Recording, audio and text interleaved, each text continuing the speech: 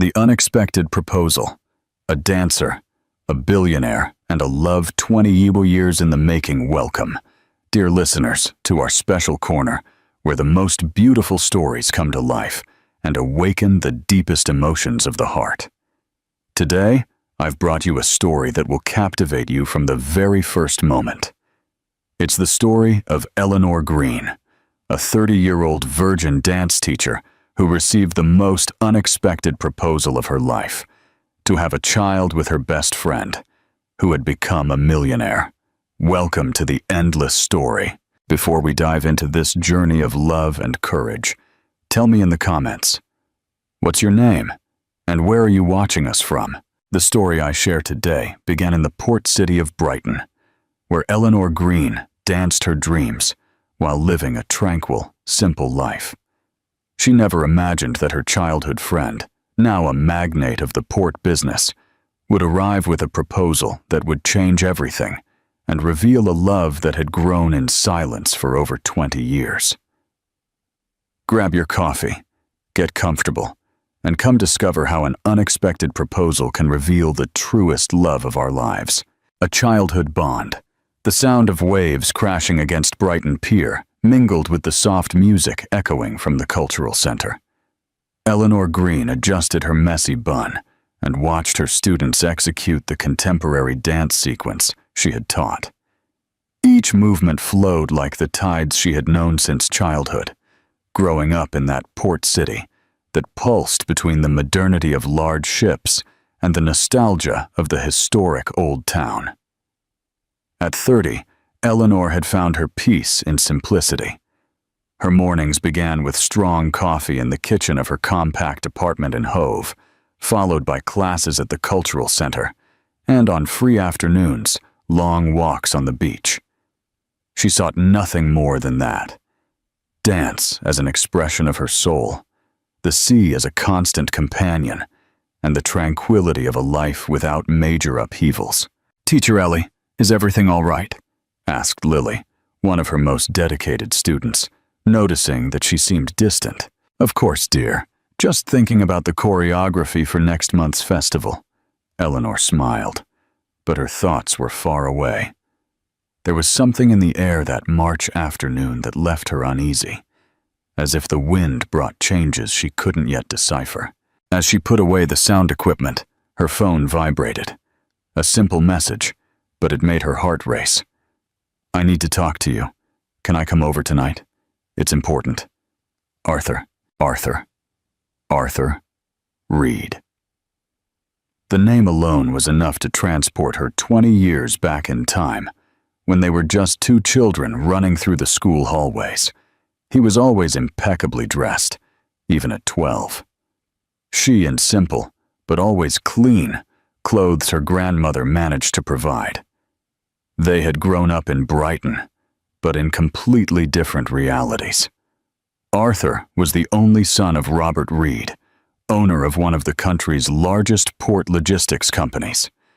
Eleanor was raised by her grandma Margaret after losing her mother as a child, in a modest apartment just 10 blocks from the Reed mansion, but which might as well have been on another planet. Their friendship was one of those inexplicable childhood connections. It began one rainy afternoon when Eleanor found Arthur sitting alone in the school library, reading a book about navigation. She approached him with the natural curiosity of an 8-year-old girl. "Why are you always alone?" Arthur looked up, surprised. Most children avoided him, intimidated by his family's reputation, or simply because he always seemed too serious for his age. "I don't like noise," he replied simply. "Me neither. Can I stay here?" And so it began.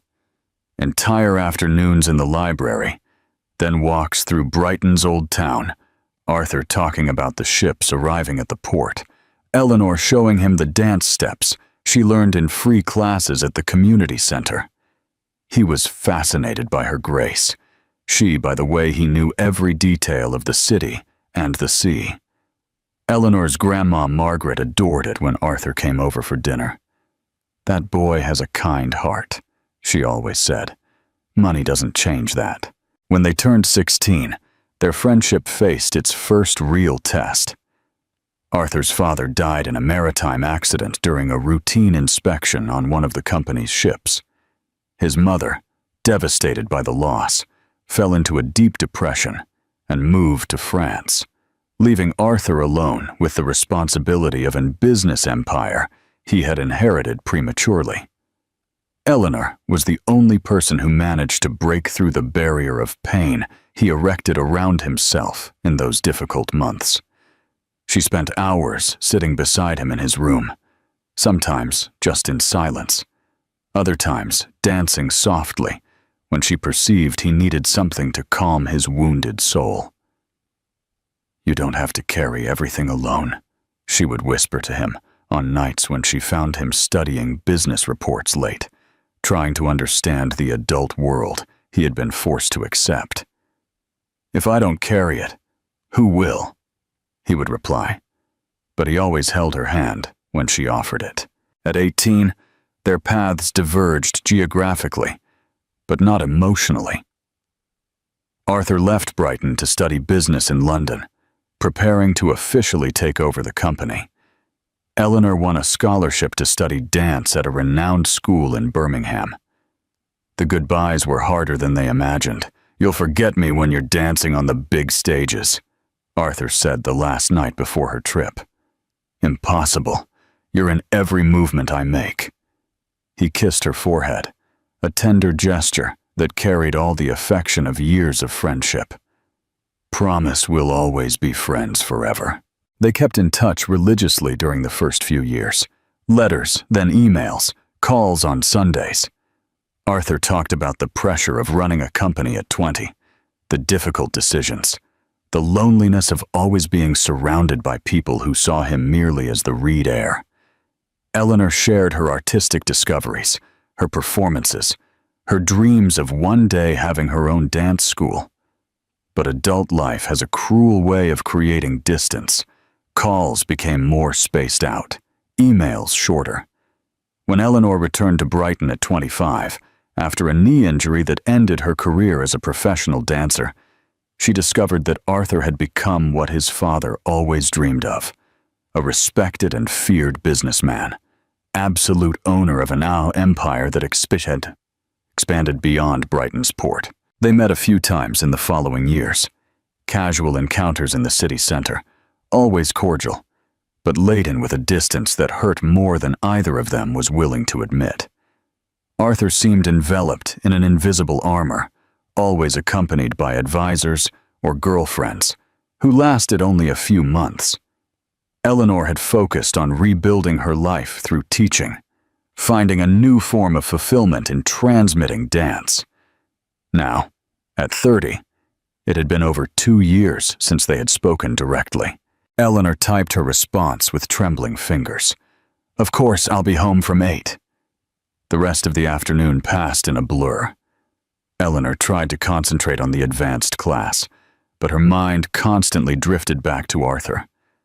What could be so important? Why now, after so long? At 7:30 p.m., Eleanor was in her apartment changing out of her dance clothes into a simple navy blue dress. She looked in the mirror and tried to ignore the nervousness growing in her chest. She brewed strong coffee, as she always did when anxious, and tidied her small living room for the 3rd time. The unthinkable. Request at a métoile. 8 o'clock sharp, the doorbell rang. When she opened the door, Eleanor needed a moment to process the image before her. Arthur Reed was there, but he wasn't the ruthless businessman who appeared in local newspapers. He wore dark jeans and a simple white shirt, no tie. His brown hair was slightly disheveled, and there was a vulnerability in his green eyes she hadn't seen since his teenage years. "Hello, Ellie." His voice was the same, but it carried a weariness that touched her heart immediately. "Arthur, please come in." He hesitated for a second on the doorstep, as if giving himself one last chance to retreat. Then he entered, and the apartment instantly seemed smaller with his presence. "Coffee?" Eleanor offered, trying to sound natural. "Please."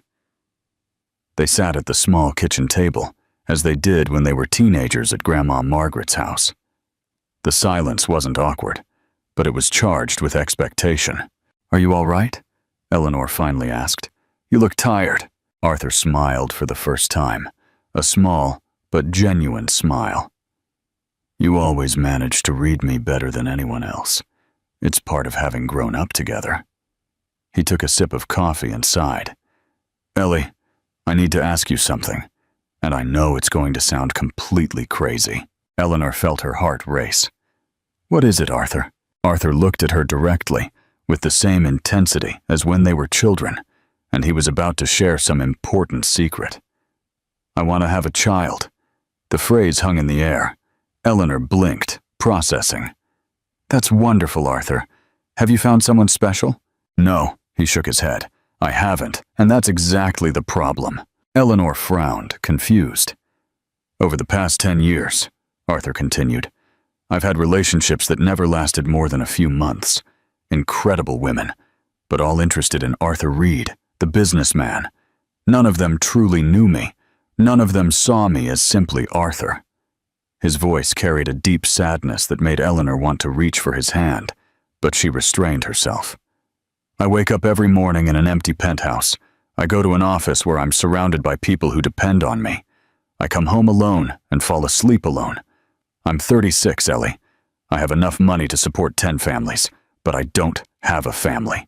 "Arthur," Eleanor began, but he interrupted. "Let me finish, please." He took a deep breath. "I always wanted to be a father. I always imagined having a child to teach about ships, about the sea, about everything my father taught me before he died. But I no longer believe I'm going to find someone who will love me for who I truly am." Eleanor felt a squeeze in her chest. She knew Arthur well enough to know he wasn't being dramatic. He was being brutally honest. Then I thought, and I know this will sound insane, but there's one person in the world who truly knows me. A person who saw me at my worst and didn't abandon me. A person I trust completely. Eleanor's heart stopped. "You!" The word echoed in the small kitchen. Eleanor looked at him, trying to understand if she had heard correctly. "Arthur, what exactly are you asking me?" He leaned slightly forward, with the same seriousness as when they made friendship pacts in childhood. "I'm asking you to have a child with me." Eleanor abruptly stood up. "What?" "I'm not asking you to marry me," Arthur said quickly. "I'm not asking for a romantic relationship. I'm asking you to raise a child with me, as partners, as the best friends we've always been." Eleanor began to pace back and forth in the small kitchen, her hands trembling. "Arthur, that's crazy." "Why?" He remained seated, but his voice carried a growing urgency. "Think about it. We've known each other for over 20 years. We trust each other. I can provide anything a child needs materially. You have the purest, most generous heart I know. We would be good parents. But a child isn't a business project, Arthur. It's a person. It's love. It's a real family. And you think I don't love you?" The question came out more intensely than he intended, and both fell silent for a moment. Arthur quickly corrected himself. "I mean, as a friend, you're the most important person in my life, Ellie. You always were." Ellie stopped pacing and faced him. There was something in his eyes that reminded her of the lonely child in the library, of the teenager who cried in her arms when he lost his father. "And what if I say no?" she asked softly. "Then nothing changes between us, I promise. This conversation never happened, and we remain friends as we always were." "And what if I say yes?" Arthur smiled, and for the first time in years, Ellie saw genuine hope on his face. "Then we create a family. Not traditional, perhaps, but real. A child who will grow up knowing they are unconditionally loved by two people who truly care about each other." Ellie sat back down, her head spinning with possibilities and fears. "I need to think." "Of course. How much time do you need?" "I don't know. A few days, a week?" Arthur nodded and stood up. "There's one more thing I need to tell you." "What?" I never stopped misting you, Ellie. All these years, all those girlfriends, all those businesses. Nothing filled the void your absence left in my life." He walked to the door, but turned before opening it. "You were always my safe harbor, the only person who makes me feel at home." After he left, Ellie stood in the middle of the living room, her heart pounding irregularly. She looked out the window and saw the sea in the distance, the lights of the ships flickering in the darkness like fallen stars in the water. A child with Arthur. The idea was absurd, impossible, completely outside of any plan she had made for her life. Then, why, deep in her heart, did it not seem so strange? Eleanor instinctively touched her own belly, and for the first time in years, she allowed herself to imagine what it would be like not to be alone in the world anymore. She imagined a child with Arthur's green eyes and her own stubbornness, growing up between dance and the sea, surrounded by love, even if that love came in an unconventional form. She slept little that night, and in the days that followed, Arthur's question resonated in every movement she made, in every class she taught, in every sunset she watched from Brighton Beach. The answer was growing inside her, slowly but inevitably, like a tide that cannot be contained. What choice do you think Eleanor will make? Would you accept such a proposal from your best friend? Share your thoughts in the comments below. A mentor's wisdom. The next 3 days passed like a dense fog over Brighton.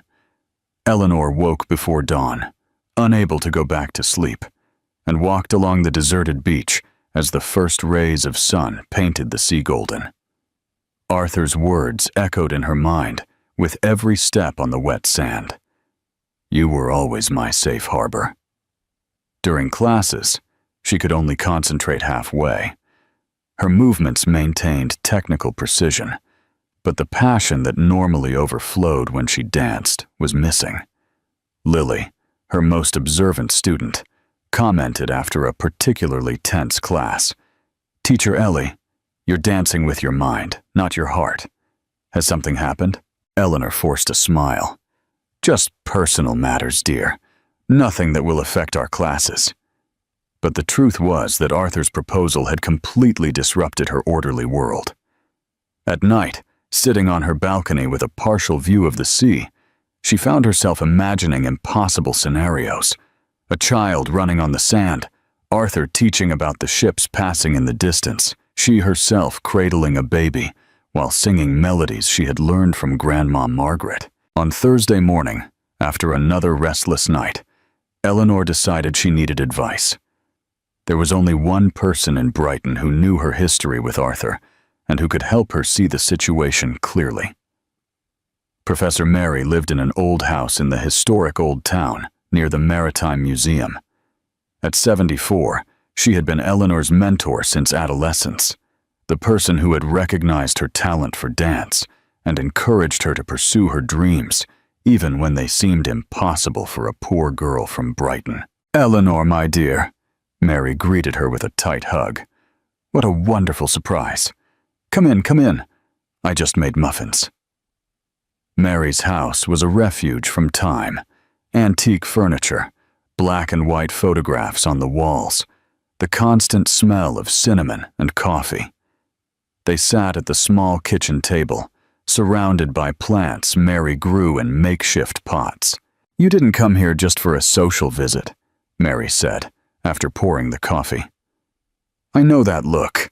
It's the same one you had at 16 when you were deciding whether to accept the scholarship for Birmingham." Eleanor smiled. Mary always managed to read her like an open book. "It's about Arthur." "Ah." Mary settled more comfortably in her chair. "I haven't heard that name in years. How is he?" "Well, physically well, but—" Eleanor hesitated, searching for the right words. "Mary, he asked me something. A very unusual request." She told her everything. The unexpected visit, Arthur's loneliness, his desire to have a child, the proposal to do it together. Mary listened in silence, occasionally making small gestures of understanding. When Eleanor finished, Mary remained thoughtful for a long moment, slowly stirring her coffee. "You know," she finally said, "I always knew there was something special between you two. It was friendship, Mary. We've been friends since childhood." "My dear," Mary smiled tenderly. "At 74, I've learned that love has many faces. The romantic love we see in movies is just one of them. There's the love of deep friendship, the love of absolute trust, the love of someone who chooses to stay by your side in the most difficult moments." Eleanor looked out the window, watching the constant movement of the old town. But a child is so definitive, so permanent, and that scares you. "It terrifies me," Eleanor laughed without humor. "I built a quiet, predictable life. I teach dance. I have my independence. No one depends on me, besides my students. Having a child would change everything." "It would change," Mary agreed. "The question is, would it change for better or for worse?" Eleanor didn't know how to answer. "Tell me about your Grandma Margaret," Mary suddenly said. "What does Grandma Margaret have to do with this?" "Humor," Eleanor sighed. "Grandma Margaret raised me after my mother died. She worked as a seamstress, earned little, but never made me feel lacking in anything important. She enrolled me in dance classes, even without having money for it. She made arrangements with the teachers so I could study. And how did she make important decisions?" Eleanor paused, a nostalgic smile forming on her lips. "She always said." She stopped.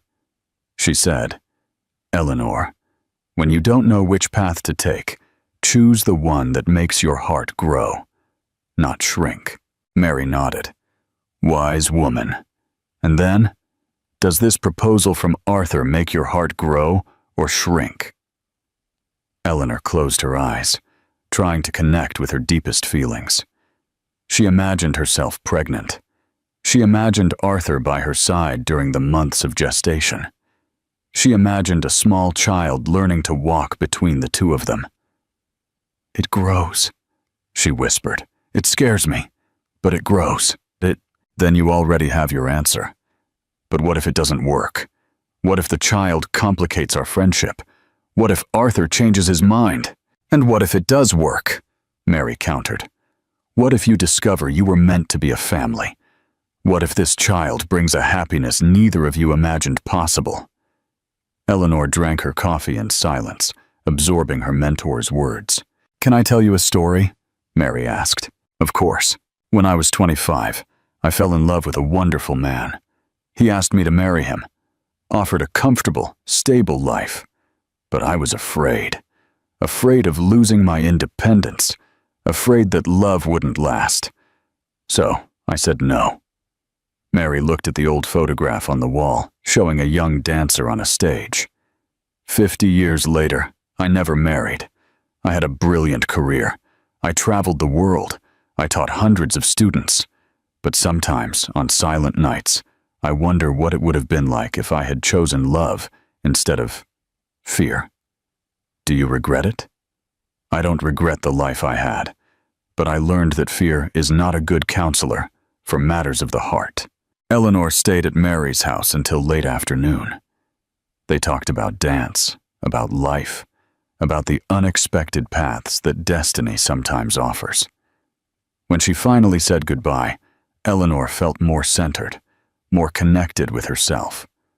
That night, instead of tossing and turning in bed thinking, she decided to do something she hadn't done in months. Dance alone in her apartment. She put on soft music, closed her eyes, and let herself be guided by the movement. It was a dance without choreography, just the pure expression of everything she felt. As she moved through the small space, memories flowed like waves.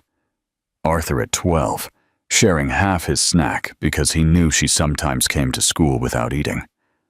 Arthur at 16, vulnerable and broken after his father's death, allowing her to comfort him when he couldn't cry in front of anyone else. Arthur at 18, promising they would always be friends before leaving for London. And now, Arthur at 36, successful but lonely, offering her the opportunity to build something together that neither of them had managed to build alone. The dance led her to the window, where she could see the lights of the ships in the port. Arthur had said she was his safe harbor, but perhaps he was hers too. Perhaps he always had been. What do you think Eleanor's decision will be after reflecting on Mary's advice and her own feelings? Will she accept Arthur's unconventional proposal? Share your thoughts in the comments. A love confessed on Friday morning. Eleanor woke with a clarity she hadn't felt in days. During the morning class, her movements regained their lost passion. Lily commented, "Now you're back, teacher." After classes, Eleanor went to the city center. She needed fresh air and movement to organize her thoughts. She walked through the old streets, past the cathedral, observed the constant movement of the port from where Arthur commanded his business empire. She stopped in front of a small park near the street. Some children played under the watchful eye of their mothers, and Eleanor found herself imagining what it would be like to be there, taking care of her own child. The image didn't scare her as it should have. Instead, it awakened a tenderness she didn't know existed within her. Her phone rang. A message from Arthur. "No pressure, but if you want to talk more, I'm available." "Always." Eleanor smiled. Even from a distance, he could sense when she needed space and when she needed company. She typed her response. "You can come for dinner tonight. I have something to tell you." The reply came almost instantly. "I'll be there at 7. The rest of the day passed quickly. Eleanor cleaned the apartment, prepared a simple lasagna, remembering it was Arthur's favorite dish when they were teenagers, and tried not to get too nervous about what she was about to do. At 7 o'clock sharp, Arthur rang the doorbell. When she opened the door, he looked anxious, but hopeful. "Smells good," he said, trying to keep his tone casual. "Lasagna, like old times." They had dinner, talking about trivial matters, her work, his company's latest acquisitions, the changes in Brighton over the years, but both knew there was a more important conversation waiting. After dessert, Eleanor carried 2 cups of coffee to the small balcony. They sat side by side, looking at the moonlit sea. "Arthur," she began, her voice firmer than she expected, "I've spent the last few days thinking a lot about your proposal." He turned to look at her, but said nothing. "I thought about our history, about who we are today, about what we want for the future." Eleanor took a deep breath. "And I came to a conclusion." "What?" She looked at him directly, with the same sincerity that had always existed between them. "I accept." Arthur's face transformed. The cautious hope gave way to a pure joy he couldn't hide. "You really accept?" "I accept, but with conditions." "Anything. First, we do this together, as equal partners. I don't want to be treated as if you're doing me a favor, or I'm doing you one. We are 2 adults choosing to build a family." Arthur nodded energetically. "Second, regardless of what happens, whether we manage to have the baby or not, whether everything goes well or goes wrong, our friendship comes first. It's the foundation of all of this." "I completely agree." "And third," Eleanor hesitated, then smiled, "we're going to do this with love. Not romantic love necessarily, but with all the love we feel for each other, as friends, as chosen family. This child deserves to be born into an environment of true love." Arthur extended his hand, and she clasped it. The grip was firm, warm, full of promises. "Thank you," he simply said, "for trusting me, for choosing to give me this opportunity." "Thank you," Eleanor replied, "for reminding me that family doesn't need to follow conventional rules to be real." They remained in silence for a moment, holding hands, looking at the sea. Both knew they had just changed their lives forever, but there was a strange peace in that certainty. "And now?" Eleanor asked. "Now we sleep," Arthur said, smiling. "Tomorrow we start figuring out how to make this dream a reality." When he left that night, Eleanor went to bed, and for the first time in days, she slept soundly. Her dreams were filled with images of a child running on the beach, of Arthur teaching little hands to identify different types of boats, of herself dancing with a baby in her arms as the sun set over Brighton. Deep in her heart, she knew she had made the right decision, not because it was easy or safe, but because it was true. And as her grandma Margaret always said, the best decisions are those that make the heart grow, even when they scare the mind. What do you think will happen as they embark on this journey? Will their non-traditional approach lead to true romantic love? Share your thoughts in the comments. The evolution of love. The next 2 weeks passed in a strange mix of normality and expectation. Eleanor and Arthur met regularly to discuss the practical aspects of their decision. Medical consultations, examinations, specialized clinics. But there was something more happening between them, a growing intimacy that neither of them dared to name. Arthur had insisted on accompanying her to all medical appointments, even when it meant canceling important meetings. On their first visit to the gynecologist, he stayed in the waiting room with a nervousness that Eleanor found touching, as if he were the one who would go through the procedures. "Everything's perfect," said Dr. Hayes after reviewing all the tests. "Both of you are in excellent health. I see no obstacle to proceeding with the treatment." Eleanor felt a mixture of relief and anxiety. The rational part was resolved, but what about the emotional? During those days, Arthur began to appear at the cultural center to pick her up after classes.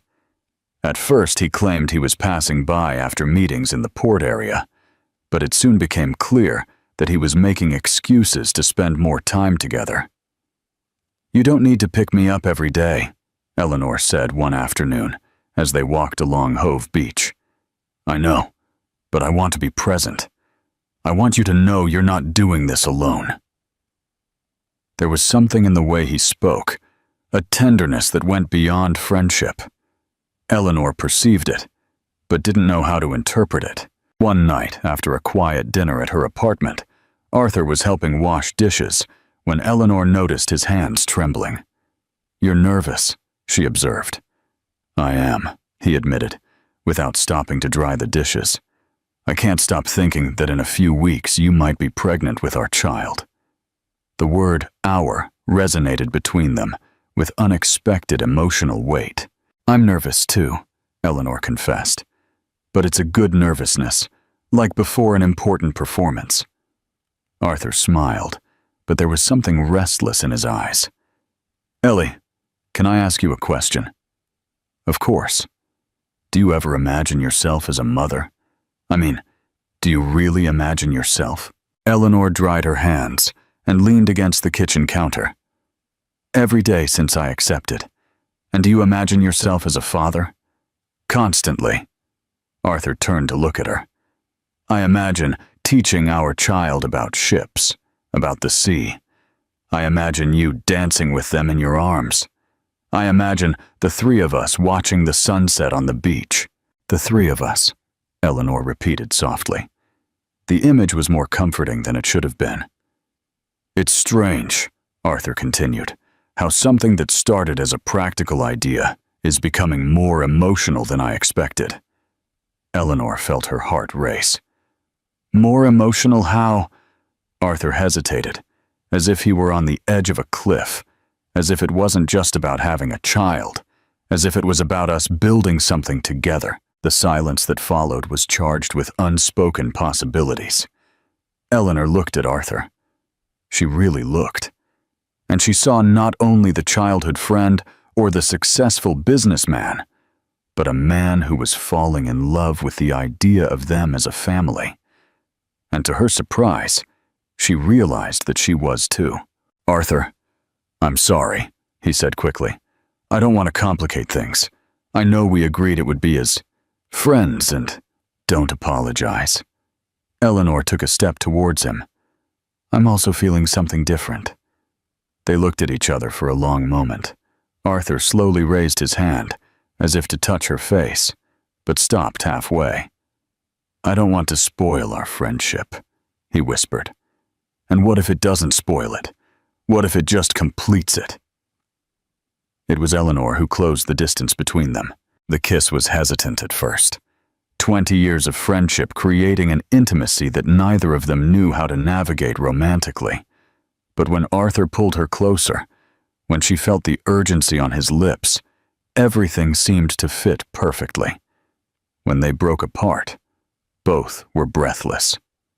"This changes everything," Arthur said.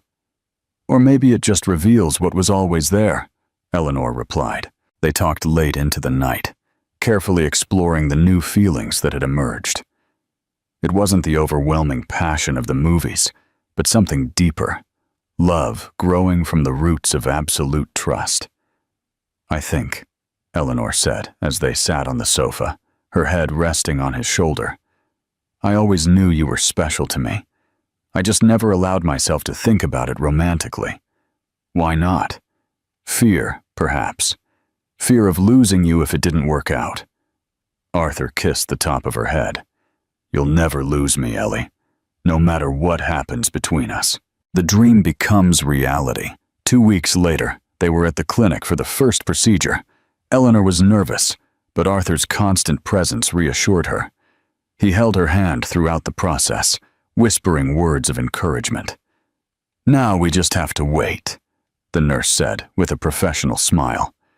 2 weeks, and we can do the test." The next 2 weeks were an emotional roller coaster. Eleanor oscillated between hope and anxiety, and Arthur had become even more attentive, appearing with her favorite foods and canceling appointments to stay with her. "You're spoiling me too much," she complained one afternoon when he appeared with coconut ice cream, her favorite flavor since childhood. "I'm practicing for when you're pregnant," he replied with a mischievous smile. "And what if it doesn't work on this first attempt?" Arthur sat beside her on the sofa. "Then we try again, as many times as necessary. And what if it never works? Then we will have tried together, and that's more than I had before you accepted." On the eve of the test, Eleanor could barely sleep. Arthur had offered to stay with her, but she needed a night alone to process all the possibilities. She woke before the alarm and lay there, her hand unconsciously over her belly. Could there already be a life growing inside her? Her phone rang at 7 a.m. It was Arthur. "How are you?" "Nervous, anxious, scared. Do you want me to come over?" "No, I'm going to get ready and go straight to the clinic. We'll meet there." "Everything's going to be fine, Ellie. I'm sorry." 2 hours later, they were sitting side by side in the clinic waiting room, their hands intertwined. When the nurse called Eleanor's name, both stood up. "You both can come in," she said with a smile. Dr. Hayes greeted them with a neutral expression that revealed nothing. Eleanor felt her heart race. "All right," he began, looking at the papers in his hands. "I have news for you." Arthur squeezed Eleanor's hand. The test came back negative. The silence that followed was heavy. Eleanor felt a pang of disappointment she hadn't expected to be so intense. "But," the doctor continued, "this is completely normal. The chances of success on the first attempt are always lower. There's nothing wrong with either of you.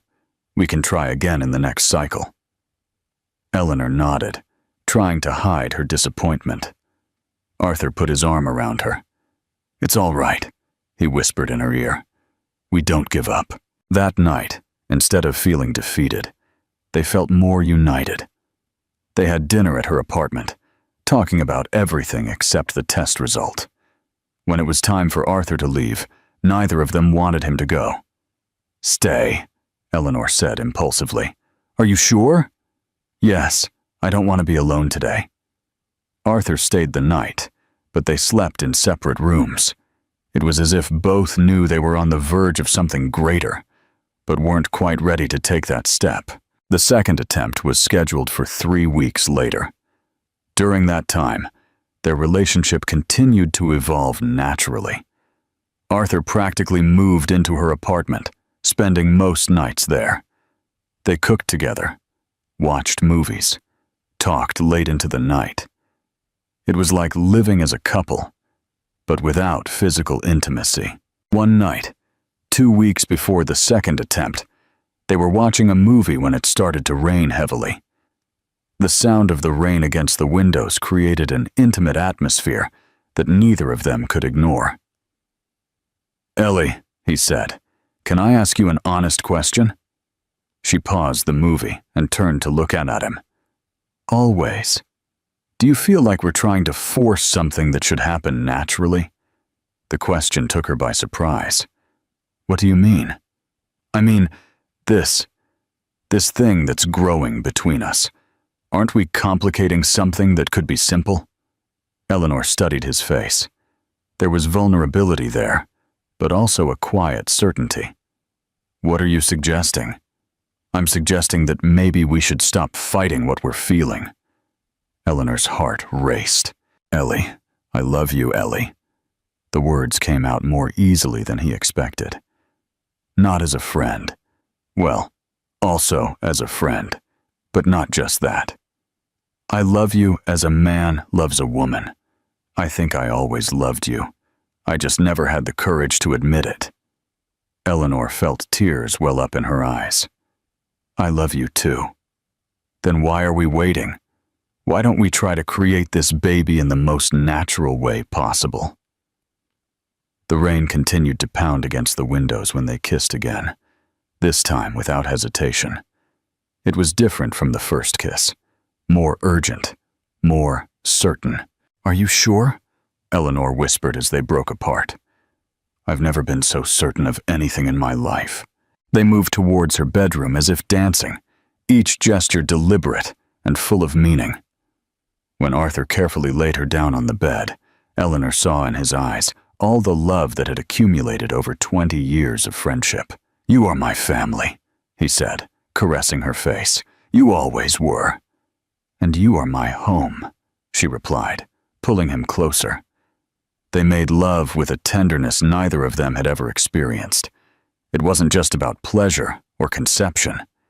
It was about two hearts finally recognizing each other as one. Afterwards, lying embraced as the rain calmed outside, Eleanor whispered, "This changes everything again." For the better. For the better. 3 weeks later, Eleanor was back at the clinic, but this time with a strange certainty in her heart. Something was different. Her body felt different. Her feelings were more intense. "Positive," announced Dr. Hayes with a smile. "Congratulations. You're going to be parents." This time, the silence was one of pure joy. Arthur hugged Eleanor, and she felt tears of happiness streaming down her face. "We did it," he whispered. "We did it," she repeated, her hand already protectively over her belly. When they left the clinic that afternoon, holding hands and radiant, both knew their lives had changed forever. Not just because they were going to have a baby, but because they had found a love that had grown from the deepest roots of trust and friendship. "Our baby is going to be born out of true love," Eleanor said, as they walked along Brighton's promenade. "The truest love there is," Arthur agreed, stopping to kiss her under the late afternoon sun. "The love that chooses to stay, no matter what." And as the waves gently broke on the beach, and the ships continued their eternal dance in the harbor, two souls who had met in childhood finally completed each other, ready to bring a new life into the world, a life conceived not only in romantic love, but in the unconditional love of those who choose to build a family based on absolute trust. What do you think of their love story transforming this way? Do you believe their child will strengthen their bond even more? Share your thoughts in the comments. A new family. Chapter news of Eleanor's pregnancy spread through Brighton like ripples expanding from a stone dropped in the sea. First came the whispers in the cultural center, Then the murmured conversations in the dance school hallways. And finally, it reached the business circles where Arthur moved. Eleanor noticed the change in the third week after discovering the pregnancy. Some mothers who used to greet her warmly when they came to pick up their daughters now only nodded formally. Fellow teachers asked indirect questions about how she was feeling lately. The climate of speculation was almost palpable. "Teacher Ellie," Lily said, after a particularly tense class, where Eleanor had noticed some glances and whispers among the older students. "People are saying silly things. You know about it, don't you?" Eleanor sighed, putting away the sound equipment. "What kind of silly things? That you planned all this? That you schemed for Mr. Arthur?" Lily made a face of disapproval, as if they truly knew her. The comment hit Eleanor harder than she expected, not because she believed the gossip, but because she realized that her relationship with Arthur would always be viewed through the lens of the social disparity between them. That night, when Arthur arrived at the apartment, he practically lived there now, keeping only a few clothes in his penthouse in the city center. She told him about the comments. "Ignore them," he said. "People who don't understand. It's not that simple, Arthur. My professional reputation could be affected if the students' mothers start seeing me as a gold digger." Arthur turned to look at her. "Ellie, look at me. Do you care what they think?" "I shouldn't care, but—" Eleanor put down her spoon and leaned against the counter. "But it's hard to ignore when they question the sincerity of my feelings, when they suggest that our child was conceived out of self-interest." Arthur's expression hardened. "Do you want me to talk to those people?" "No!" The answer came out more vehemently than she intended. "That would only confirm what they think. That I need you to protect me. That I'm dependent on your money and influence." Arthur remained silent for a moment, processing. "Then what do you suggest? That we continue living our truth. And if necessary, I'll prove my professional worth in other ways." In the following week, Eleanor made a decision that surprised everyone, including Arthur. She enrolled in a therapeutic dance specialization course in London, an intensive weekend program that would last 3 months. "Why now?" Arthur asked when she told him about the enrollment. "Because I want to show that I'm continuing to invest in my career. That pregnancy hasn't turned me into someone who only lives through her relationship." "But you're pregnant. Shouldn't you avoid overexerting yourself?" "I'm pregnant, not sick, and I need this for myself as much as to silence others." The course meant traveling to London every weekend. Arthur offered to accompany her, but she refused. "I need to do this alone." The first trip was difficult. Eleanor felt nauseous throughout the train journey and arrived at the course feeling insecure and physically uncomfortable. But when she started to move, when she felt the music flowing through her veins and saw other professionals recognizing her natural talent, something reignited within her. "You have a very special quality," said Professor Evans, the course coordinator, after a particularly intense session. "Your movements carry a rare emotional depth." Eleanor smiled, feeling professionally validated in a way she had forgotten was possible. In the following weeks, she returned from London energized and confident. Arthur noticed the change immediately. "You're radiant," he said one night, as she talked about the techniques she had learned. "I'm remembering who I am, besides being your girlfriend, or the future mother of your child." The answer might have sounded offensive, but Arthur understood.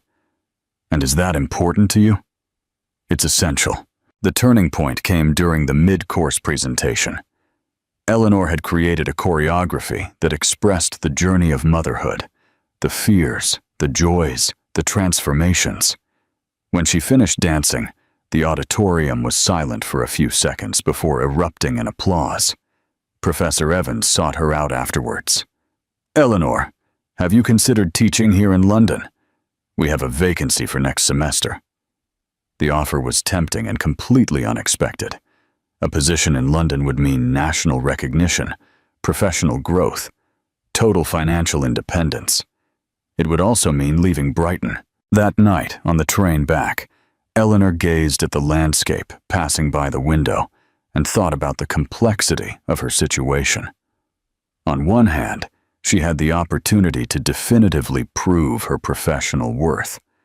On the other, it would mean separating from Arthur just as they were building a family.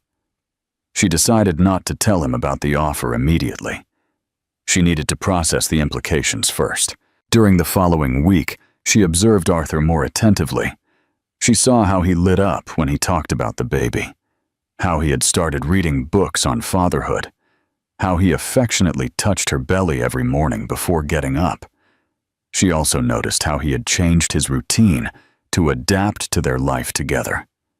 He turned down business dinners that would keep them apart. He canceled non-essential trips.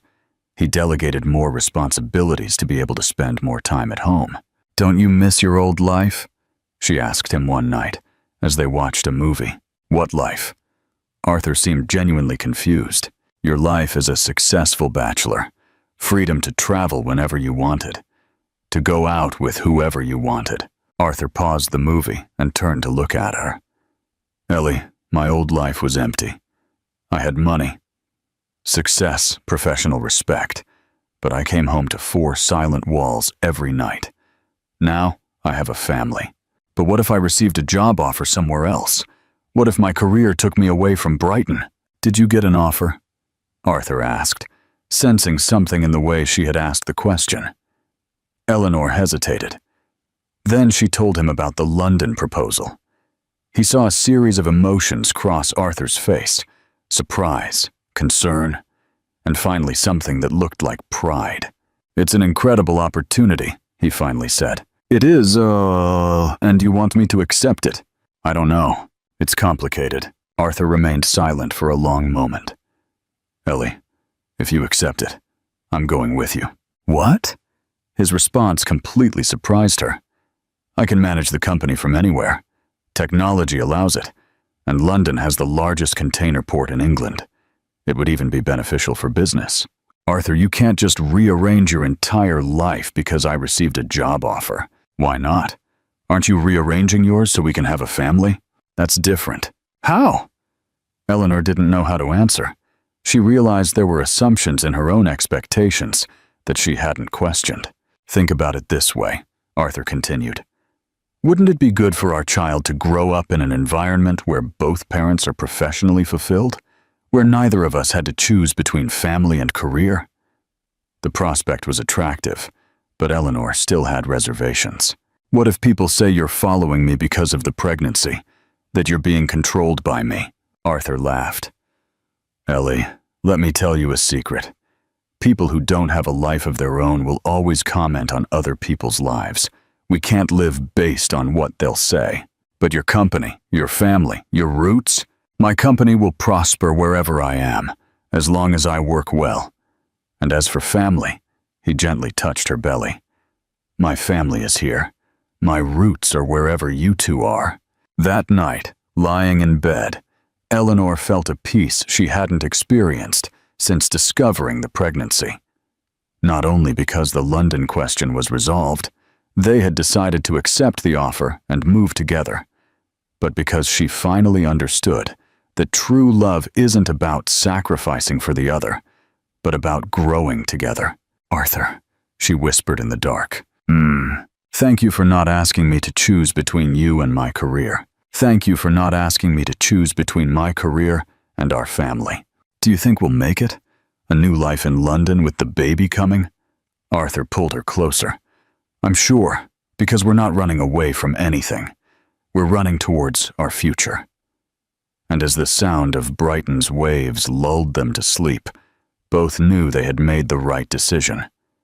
Not the easiest or most conventional decision, but the decision that honored both the love they felt for each other and the individual dreams that made them complete. In 3 months, they would be in London, building a new life away from the whispers and judgments of a small city.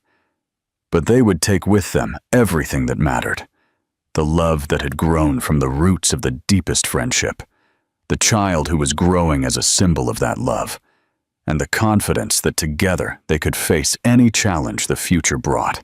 What do you think of Arthur's sacrifice for Eleanor's career? Do you believe they will thrive in London? Share your thoughts below. Settling in London and a proposal of forever. The move to London happened like a carefully choreographed dance. Arthur had organized everything down to the smallest detail. The gradual transfer of company operations, the search for an apartment that would be perfect for them, even researching the best obstetricians in the city. Eleanor, now 5 months pregnant, watched the movers carry her few but beloved possessions onto the truck. Each box represented an entire life in Brighton. Photographs of Grandma Margaret, dance trophies from her adolescence, books she had collected over the years. "Are you regretting it?" Arthur asked, noticing the melancholy in her eyes. "Not exactly regret. It's more an anticipated nostalgia." She touched her prominent belly. "Our baby will never know Brighton the way we did, but they'll know it in new ways, and we can always go back to visit." The apartment Arthur had chosen was in Shoreditch, a modern London neighborhood that managed to combine urban sophistication with green spaces. It was spacious enough to comfortably accommodate a growing family, but not so ostentatious as to make Eleanor feel out of place. "What do you think?" he asked anxiously when they arrived at their new home for the first time. Eleanor walked through the spacious rooms, observing the wide windows that offered a view of a nearby park. There was something cozy about the space, something that immediately made her feel at home. "It's perfect," she said, stopping on the balcony overlooking the park. "Our child will be able to play down there." Arthur hugged her from behind, his hands automatically finding her belly. "Do you think they'll like football or dance?" "Why not both?" The first few weeks in London were a period of intense adjustment. Eleanor began her classes at the dance school, discovering that the level of demand and sophistication was much higher than she had experienced in Brighton. Her colleagues were experienced professionals, some with international training, and initially she felt intimidated. "I don't know if I'm good enough," she confessed to Arthur one particularly difficult night, after a class where she had felt completely lost during a discussion about European contemporary dance techniques. "You're 5 months pregnant, and you still impressed enough to get a spot that hundreds of people wanted," he reminded her. "Give it time." The turning point came 3 weeks later, during a practical class. The professor had asked each student to create a sequence that expressed transformation, and Eleanor created a choreography inspired by her own journey, from loneliness to connection, from fear to courage, from friendship to love. When she finished dancing, the studio was silent. Then, spontaneous applause filled the space. "That," said Professor Adams, the program coordinator, "is exactly the kind of emotional authenticity we're looking for. You're not just executing movements, you're telling a story." From that moment on, Eleanor found her place in the program. Her colleagues began to seek her out for collaborations, and she discovered that her practical experience in Brighton, combined with her natural intuition, offered a unique and valuable perspective. Arthur, for his part, was discovering that managing the business from London was more stimulating than he had anticipated. Brighton's port continued to be the company's main base, but the proximity to London opened new opportunities for partnerships and expansion. "You know," he said one night as they dined on the balcony, overlooking the illuminated park, "I think this move was good for both of us professionally." "I agree, but I miss the beach sometimes. We can go to Brighton on weekends whenever we want, and Bournemouth is nearby." That's exactly what they did the following Saturday. Arthur suggested a trip to Bournemouth just to kill the nostalgia for the sea. Eleanor enthusiastically accepted, happy at the prospect of feeling the sea breeze again. What she didn't expect was that Arthur had other plans besides a simple outing. They walked along Bournemouth Beach in the late afternoon, Eleanor wearing a loose dress that comfortably accommodated her 6-month belly. The sun was setting, painting the sky in shades of orange and pink that reflected in the gentle waves. "Ellie," Arthur said suddenly, stopping walking. "Hmm?" She turned to look at him and noticed something different in his expression. Nervousness mixed with a determination she recognized from the most important moments of their lives. "There's something I need to tell you." Eleanor's heart raced. "What?" Arthur took a deep breath, looking alternately at her and the sea.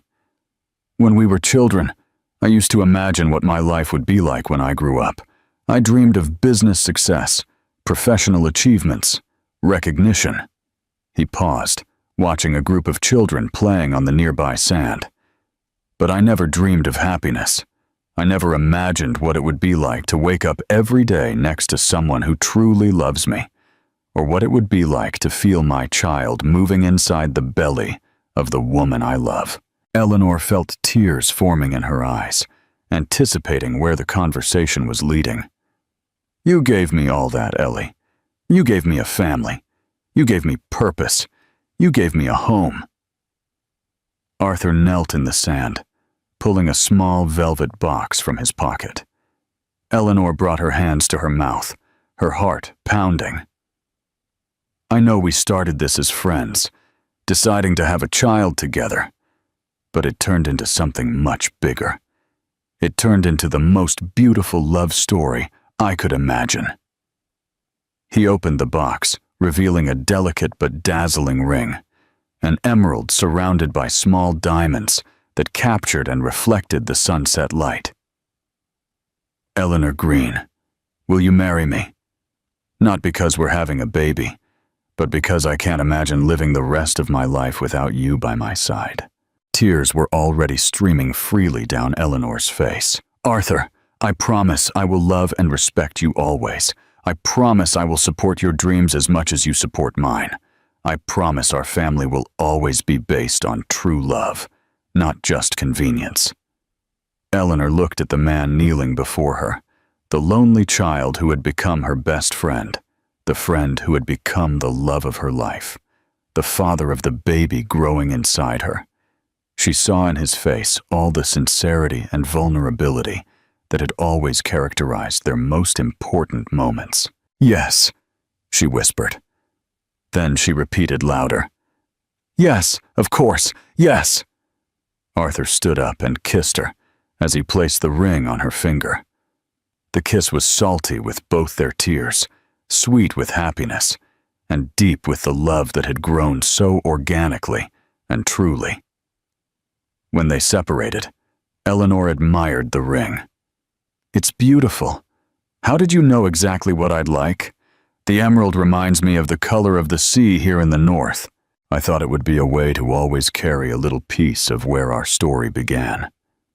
They stayed on the beach until the stars appeared, talking about the wedding, about the future, about the names they were considering for the baby. It was as if the marriage proposal had solidified something that already existed between them, making it official in the eyes of the world. "When do you want to get married?" Eleanor asked.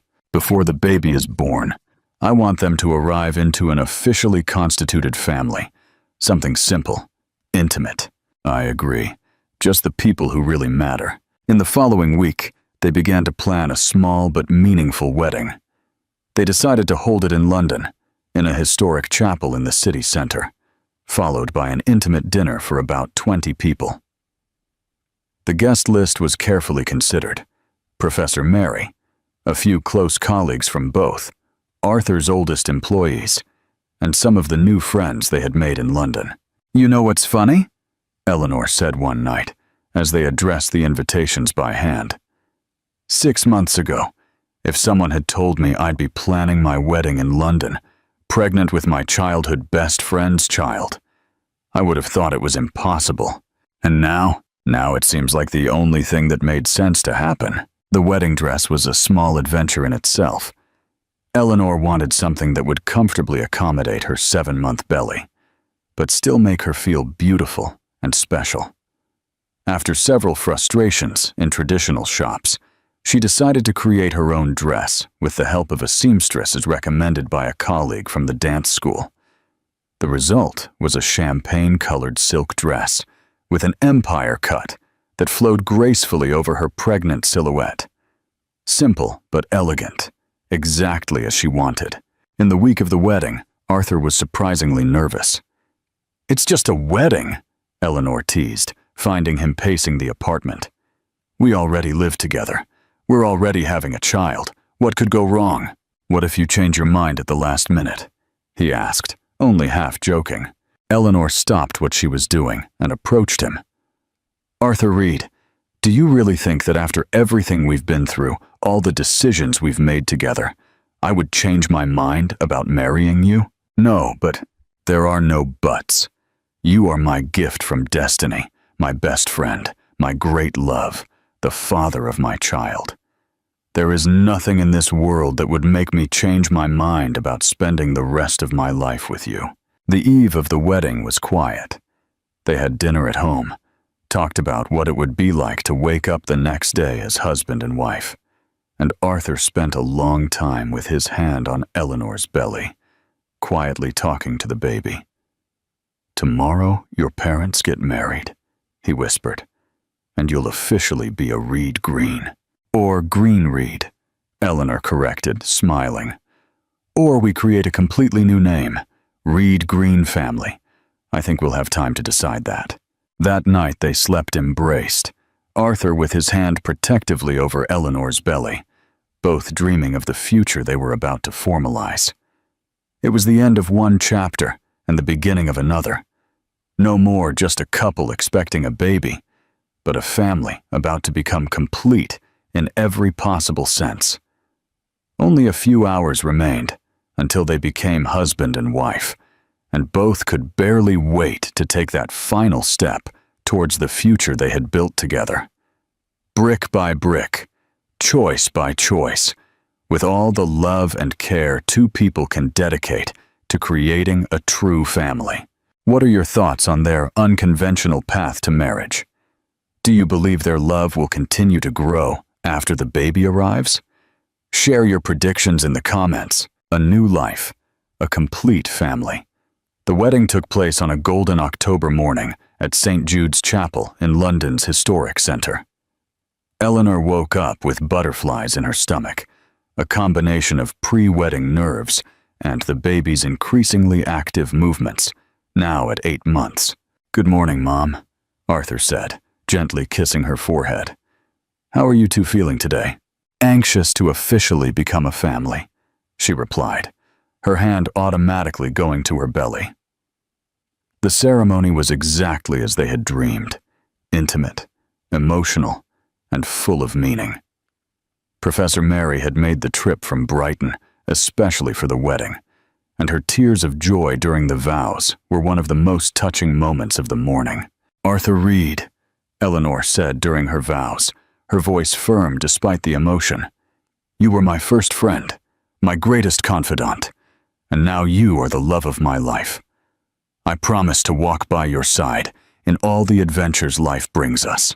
"Eleanor Green," Arthur replied, holding her hands firmly. "You transformed my empty house into a home full of love. I promise to protect our family and nurture our love every day of my life." When the priest declared them husband and wife, the kiss was sweet and full of promises. The baby chose that exact moment to give a particularly strong kick, making both of them laugh in the middle of the kiss. "I think someone approves," Arthur whispered. The wedding dinner was held at a cozy restaurant in Shoreditch, with a view of a blooming garden. It was small enough for everyone to converse like a big family, but elegant enough to mark the importance of the moment. During the toast, Arthur stood up, clearly emotional. "I want to thank everyone for being here today, especially Professor Mary, who taught us that true love sometimes needs time to blossom." He looked at Eleanor, "and my wife, who showed me that family is much more than DNA. It's choice, it's commitment, it's unconditional love." Eleanor was so emotional that she could barely make her own toast. "Thank you for celebrating with us. What happens when two hearts finally find their place in the world? Their honeymoon was postponed until after the baby's birth, but they spent their first night as husband and wife in the apartment, now officially the home of the Reed Green family. "I can't believe we're married," Eleanor said, admiring her wedding band next to her engagement ring. "I can. It seems like it was always inevitable, doesn't it?" The following weeks were a mix of final preparations for the baby and adjusting to married life. The nursery had been ready for weeks: soft beige walls, light wood furniture, and a nursing chair positioned near the window overlooking the park. Arthur had become almost obsessive about having everything prepared: maternity bag ready from 34 weeks, route to the hospital timed at different hours of the day, even a list of emergency medical contacts taped to the fridge. "You're more nervous than me," Eleanor observed one night, finding him reorganizing the maternity bag for the third time that week. "What if something happens? What if I don't make it to the hospital on time? What if—" "Arthur!" She interrupted his worries with a kiss. "Everything's going to be fine. Our child is going to be born surrounded by love, and that's all that matters." The first real contraction came on a Tuesday morning when Eleanor was getting ready for her classes. It was different from the practice contractions she had been feeling for weeks. More intense, more determined. "I think it's today," she calmly told Arthur, who was drinking coffee. He almost dropped his cup. "Now? Are you sure? Could it be a false alarm?" Another stronger contraction answered the question. The drive to the hospital was surreally calm. Arthur drove with excessive care, checking on Eleanor at every traffic light, while she breathed deeply and tried not to think about the increasing intensity of the contractions. "Are you scared?" he asked when they stopped at another traffic light. "I am," she admitted, "but also anxious. Today we're going to meet our child." "Our child?" Arthur repeated, as if he still couldn't quite believe it. Labor was long. 12 hours of contractions that gradually increased in intensity and frequency. Arthur didn't leave Eleanor's side for a minute, holding her hand, helping her with breathing exercises, whispering words of encouragement. "I can't do this anymore," Eleanor said, during a particularly intense contraction around 8 p.m. "Yes, you can," Arthur said, stroking her sweaty hair. "You're the strongest person I know, and our baby is almost here." As if responding to his words, the next series of contractions signaled that the moment had arrived. "It's time," announced Dr. Thompson, the obstetrician. "On the next contraction, push." What followed was a mix of intense pain, superhuman effort, and a determination Eleanor didn't know she possessed. Arthur remained by her side throughout the process, his words of encouragement being the anchor that kept her focused. "I can see the head," Dr. Thompson exclaimed. "One more push, Eleanor." And then, at 9:47 p.m. on a perfect Tuesday in November, the sharp cry of a newborn filled the room. "It's a boy," the doctor announced, holding up the baby for them to see.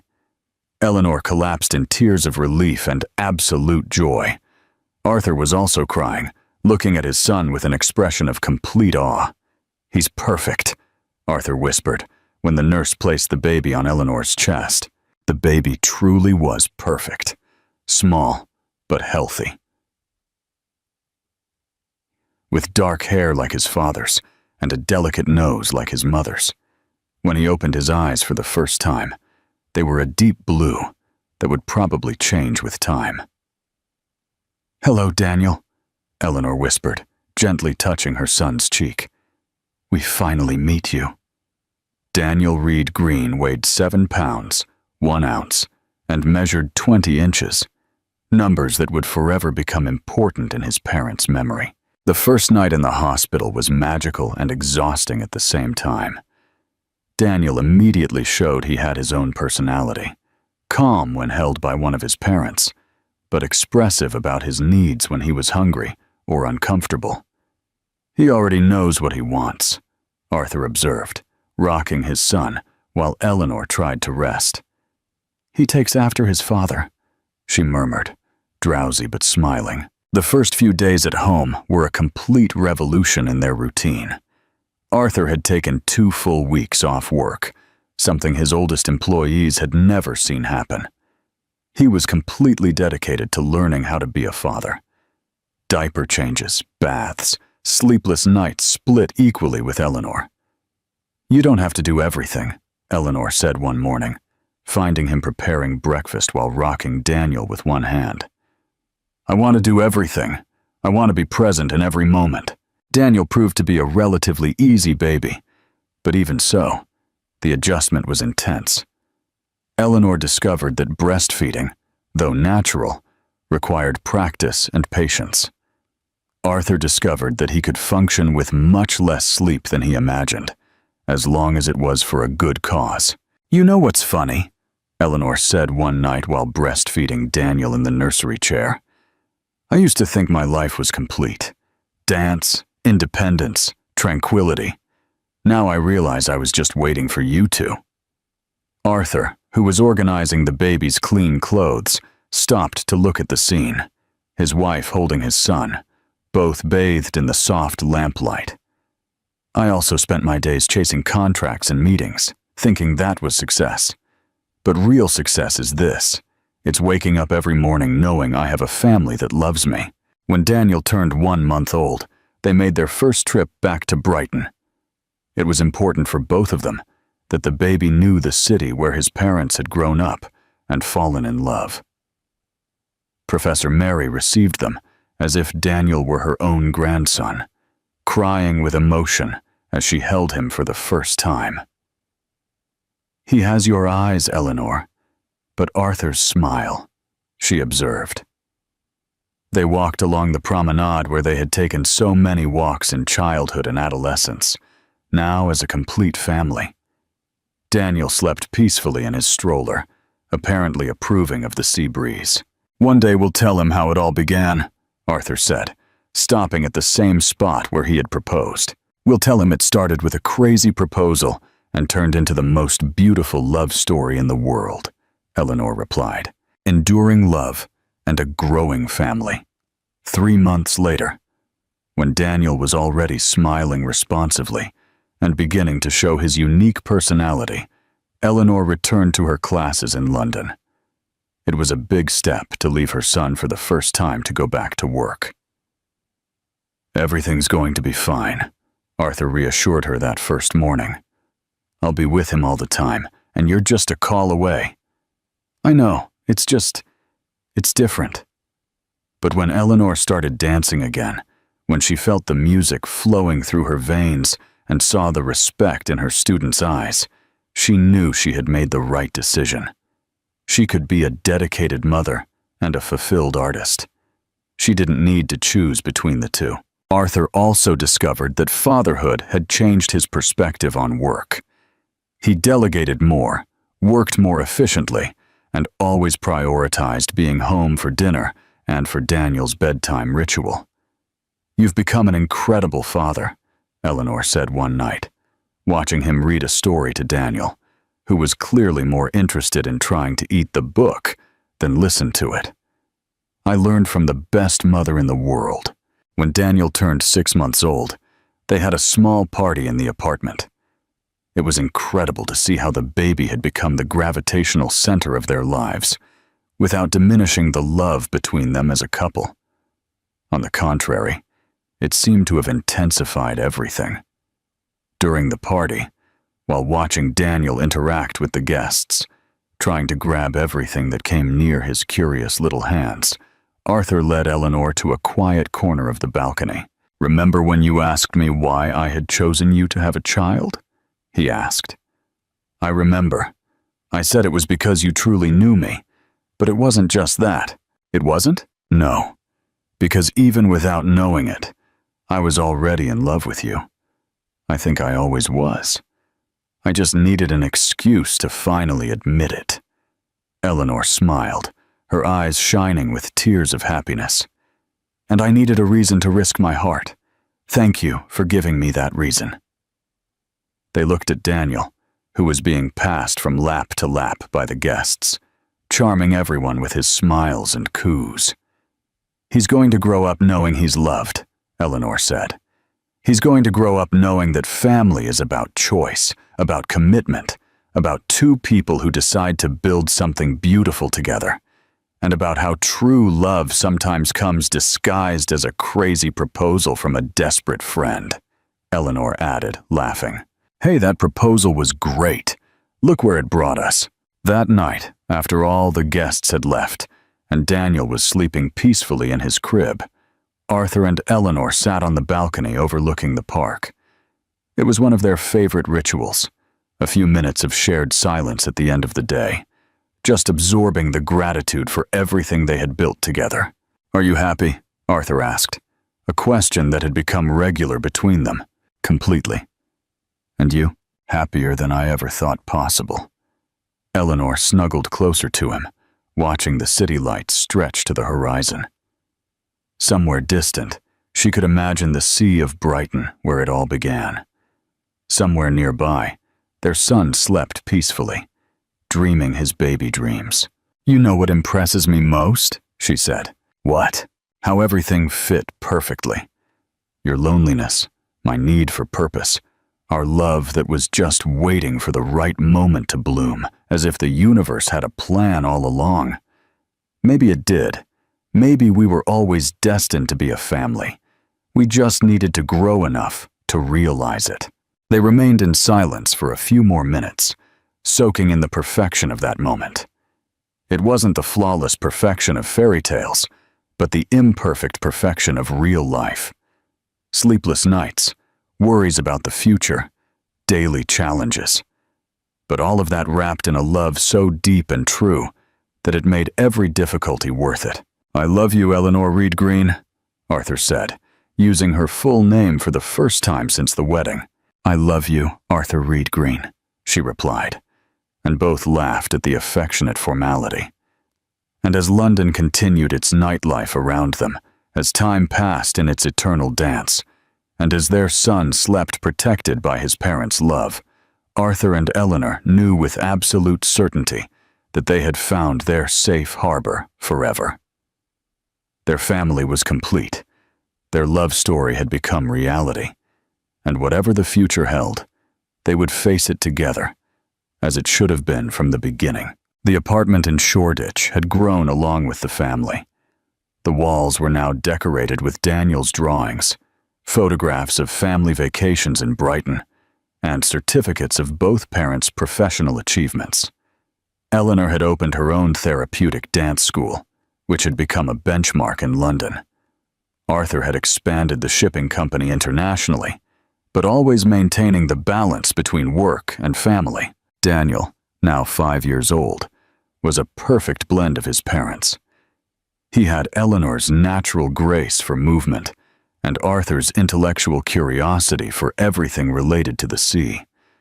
On weekends, when they visited Brighton, the boy ran on the beach, asking about every ship he saw on the horizon. "Dad, is that ship coming from very far away?" Daniel asked, pointing to a cargo ship in the distance. "Probably from some European port," Arthur replied, carrying his son on his shoulders. "Maybe from France or Italy. And it carries important things. Everything that travels by sea is important to someone somewhere," Arthur explained, using the same words his father had told him when he was Daniel's age. Eleanor observed these interactions with a tenderness that never faded. Daniel had also inherited her love for dance, and she often found him moving to the rhythm of imaginary music, creating his own choreographies with the seriousness of a little artist. "Mommy, can I learn to dance like you?" Daniel had asked one day after seeing Eleanor practice at home. "Would you like to?" "Yes, I want to tell stories with my body like you do." That simple phrase had filled Eleanor's heart with indescribable joy. Not because she wanted Daniel to follow in her exact footsteps, but because she saw in him the same intuitive understanding of art that had guided her own life. Now, Daniel took dance classes on Tuesdays and Thursdays, and swimming lessons on Wednesdays and Fridays. Saturdays were for family, parks, museums, or trips to Brighton. Sundays were for quiet at home, cooking together, reading stories, and simply enjoying being together. "You know what I like most about our family?" Daniel had asked Eleanor one night, as she read him a story before bed. "What, my love? The daddy and mommy laugh a lot together." It was a simple but profound observation. At 5 years old, Daniel had already learned that love wasn't just about pretty words, but about everyday joy, shared laughter, and the way two people cared for each other. On the 6th anniversary of their first meeting after years of separation, a date they now celebrated as the crazy proposal day, Eleanor had a surprise for Arthur. They were having dinner at the same restaurant where they had had their wedding dinner, while Daniel stayed with Professor Mary, who had come to London to take care of her grandson for the weekend. "Remember what you said 6 years ago?" Eleanor asked, nervously playing with her napkin. "I said a lot of things 6 years ago," Arthur replied, smiling. "You'll have to be more specific. You said you wanted to have one child. Only one." "Yes, and we got the most perfect one in the world." Eleanor smiled mysteriously. "And what if I told you we could have another?" Arthur looked at her confused. "Another? Are you talking about adoption?" In response, Eleanor took a small box from her bag, similar to the one he had used for the engagement ring. But this time, it was she who held the surprise. "Open it," she whispered. Inside the box was a small black and white photograph, an ultrasound. Arthur looked at it for a moment before fully understanding what he saw. His eyes filled with tears as he looked alternately at the image and his wife's radiant face. "I'm 8 weeks pregnant," Eleanor confirmed. "It's going to be a girl." Arthur's reaction was immediate. He stood up, walked around the table, and hugged her so tightly he almost lifted her out of her chair, not caring about the curious glances of other diners. "A girl," he repeated, as if he needed to say it out loud to believe it. "We're going to have a girl.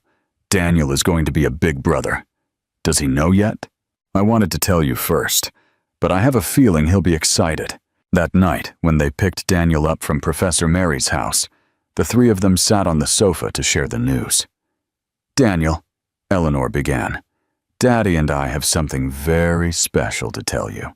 "What is it?" Arthur took his son's small hands. "You're going to have a little sister." Daniel looked at them for a moment, processing the information. "A real sister, like Maria has?" "Yes, like Maria has." Daniel's face lit up with a huge smile. "I can teach her to dance, and Dad can teach her about the ships." "You'll be able to do both," Eleanor laughed. "When is she going to arrive?" "In about 7 months," Arthur explained. "That's a long time," Daniel complained, with the natural impatience of a 5-year-old. "But it'll go fast," Eleanor reassured him. "And in the meantime, you can help us prepare everything to welcome her." And so began a new chapter in the story of the Reed Green family. Sophie Reed Green was born on a sunny spring afternoon, after a much shorter labor than Daniel's.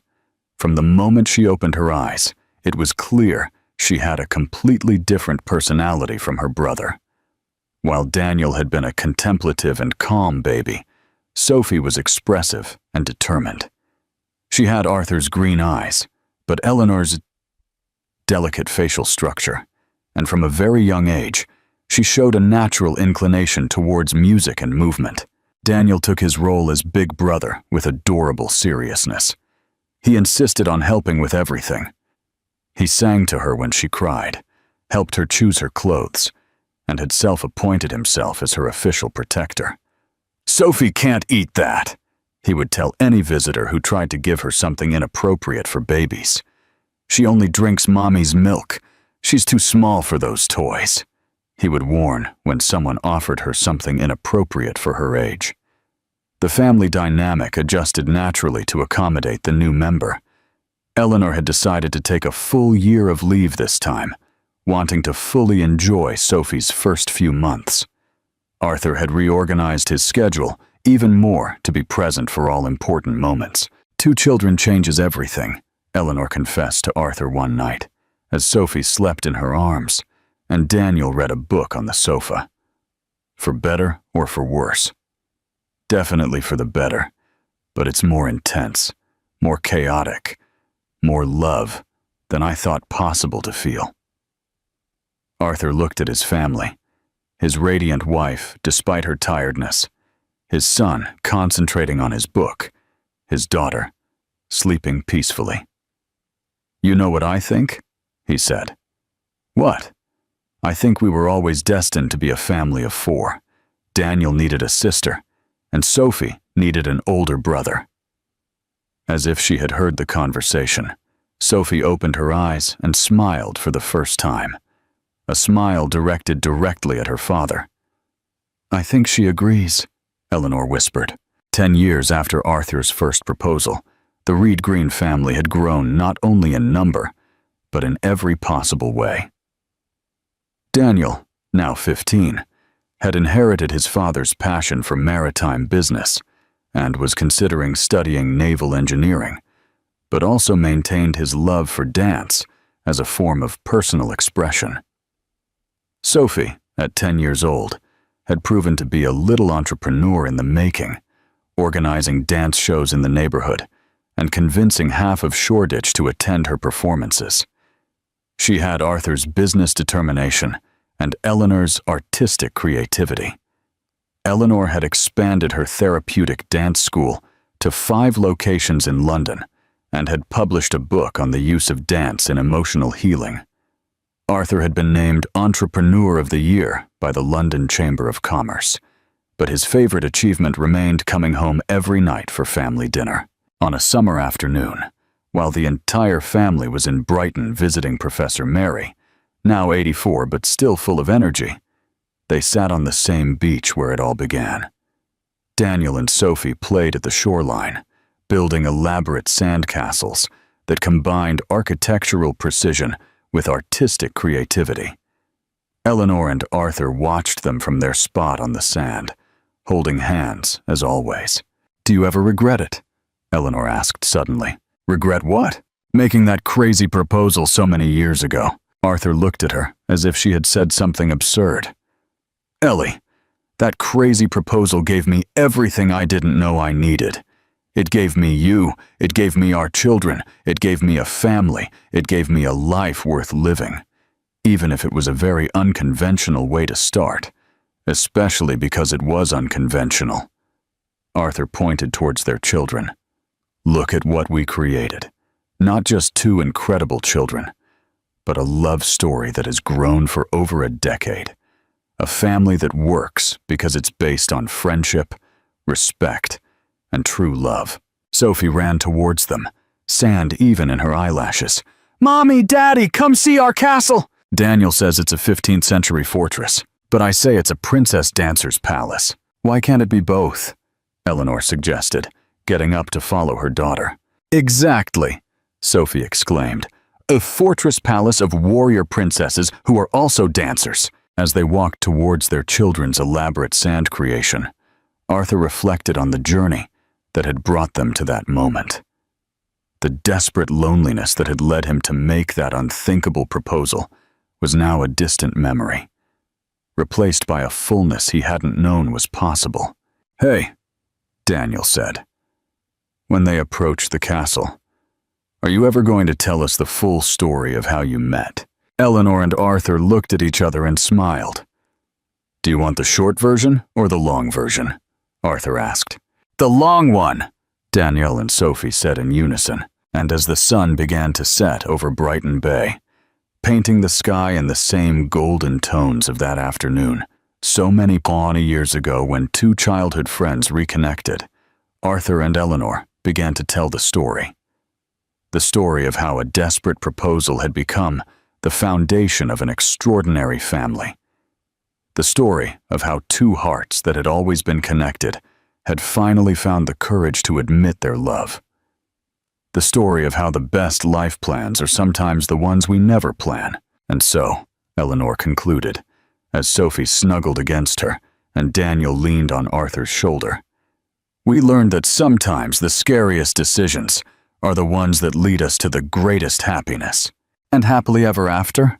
Sophie asked, using the traditional fairy tale phrase. No, Arthur said, smiling. This story continues. Every day we write a new chapter. And as the stars began to appear over Brighton, the Reed Green family knew that although their story had begun with an impossible proposal, it would continue to be written with love, laughter, and the certainty that they had found exactly where they belonged, together. Thus, dear listeners, Eleanor and Arthur proved that true love doesn't need scripts. It grows from the roots of absolute trust and blossoms when two souls finally find the courage to surrender completely. They discovered that sometimes our greatest happiness is born from the most terrifying decisions, when we accept impossible proposals and wake up realizing we've built a family without even noticing, that a friend's request can transform into the most beautiful declaration of love in the world, and that real love is that which not only chooses us, but grows with us every day. Daniel and Sophie taught us that children have the power to transform houses into homes, and that sometimes they are the bridge between two hearts that were always destined to meet. Eleanor showed us that a brave woman can have it all: career, love, and family, without having to choose between them. And Arthur demonstrated that a true man not only offers security, but builds dreams alongside the woman he loves. If this story warmed your heart, leave a like, subscribe to the channel, and activate the bell to not miss any of our emotional journeys. Share in the comments. Do you believe the best loves begin with the deepest friendships, or that sometimes we need to accept crazy proposals to discover our destiny? And always remember, somewhere in the world, there is someone who already knows your soul and is just waiting for the right moment to reveal themselves. Don't give up on believing in the love that grows slowly, in the love that builds solid foundations, in the love that transforms childhood friends into lifelong families. We'll see you in the next story here on Endless Story, where every unexpected proposal can be the beginning of a fairy tale, and every brave yes can change a life forever. Until then, have the courage to say yes to impossible dreams, because sometimes they are exactly what our heart was waiting for. A tight hug to each of your hearts.